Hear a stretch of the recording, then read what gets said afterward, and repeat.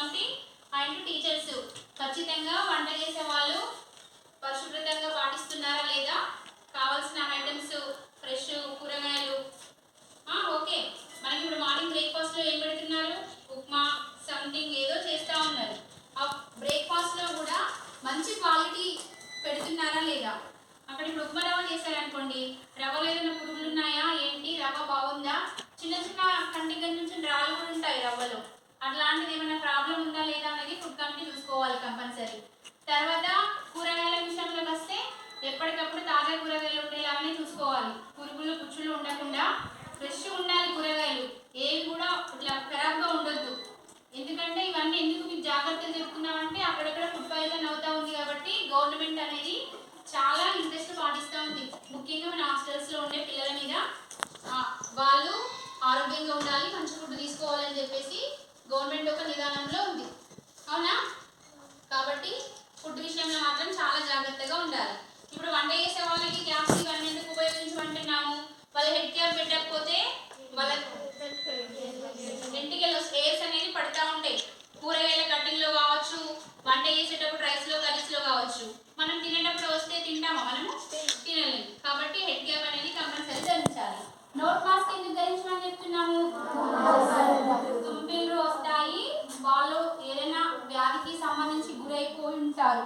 వంట చేసేవాళ్ళు ఆరోగ్యంగా ఉన్నారని అనుకోలేము, అనారోగ్యంగా ఉన్నారని అనుకోలేము కదా. కాబట్టి హెల్త్ అనేది ఇంపార్టెంట్, అందుకే నోట్ మాస్క్ అనేది కంపల్సరీ ఉపయోగించాలి. ఇప్పుడు నేను రాగానే వాళ్ళకి అడిగాను, చేతికి గ్లౌజులు లేవు, నోటికి మాస్క్ లేదు ఎందుకు లేదు అని. ఇప్పుడే మేడం ఉతికే సారేసాము అని చెప్పారు. నిజమా, రోజు వేసుకుంటున్నారా వాళ్ళు? వేసుకోవాలి, వేసుకునేలాగా చర్యలు తీసుకోవాల్సిన బాధ్యత కూడా ఓన్లీ ఫుడ్ కమిటీ కాదు, ప్రతి ఒక్క విద్యార్థికి హక్కు ఉంటుంది, ఓకే. అలాగే ఇక్కడ మనం స్టూడెంట్ కూడా ప్రతిసారి మీరు ఇప్పుడు తిన్న తర్వాత ప్లేట్స్ అంతా ఎక్కడో స్టోర్ చేస్తూ ఉంటారు, ఎప్పటికప్పుడు ప్లేట్స్కి సోప్ పెట్టి కడుగుతున్నారా, జస్ట్ హ్యాండ్ వాష్ పెట్టుకొని చేతులు కడుగుతున్నారా, ప్లేట్స్కి సోప్ పెడుతున్నారా, తినే ముందు తిన్న తర్వాత 2 times అనేది సోప్తో క్లీన్ చేసుకోవాలి ఎప్పటికప్పుడు. లేకపోతే ఏమవుతుంది, మన కంటికి కనిపించని క్రిములు ఆ ప్లేట్స్ మీద ఇప్పుడు ఈగలు వస్తాయి, ఇక్కడంతా మనకు ఓపెన్ ప్లేస్ ఉంది, అవునా, బొద్దింకలు వస్తాయి, సమ్ ఏదో పురుగులు వచ్చి ప్లేస్ మీద వాడుకుంటూ వెళ్ళిపోతాయి. అప్పుడు ఏం చేస్తాము, ఆకలి అడవిలో మామూలుగా కడిగేసుకొని తినేస్తాం. అప్పుడు ఏమవుతుంది, మన కంటికి కనిపించని సూక్ష్మజీవులు ఏవైతే ఉన్నాయో మన కడుపులోకి వెళ్ళిపోయి మనకి అనారోగ్య సమస్యలకు గురి అవ్వడానికి కారణాలు ఉన్నాయి. కాబట్టి ఎప్పటికప్పుడు హ్యాండ్ వాష్, ప్లేట్స్ అనేది ఎప్పటికప్పుడు సోప్ పెట్టి క్లీన్ చేసుకోవాలి, ఓకే. ఇప్పుడు మనం ఆరోగ్యంగా ఉంటేనే కదా బాగుంటుంది. మన పేరెంట్స్ మన మీద ఎన్నో ఆశలు పెట్టుకొని ఇంత దూరం పంపించారు, ఎక్కడెక్కడికి వెళ్ళో వచ్చారు స్టూడెంట్, అంత లోకల్ కాదు కదా, అవునా.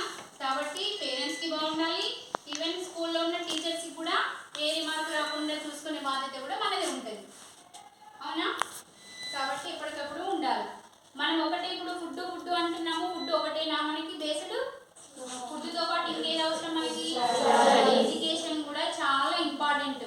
ఫుడ్ ఈరోజు ఒక పూట తక్కువ తిన్నా ప్రాబ్లం ఏమి ఉండదు, అడ్జస్ట్ అవుతూ ఉంటాం, కానీ ఎడ్యుకేషన్ మాత్రం చాలా ఇంపార్టెంట్.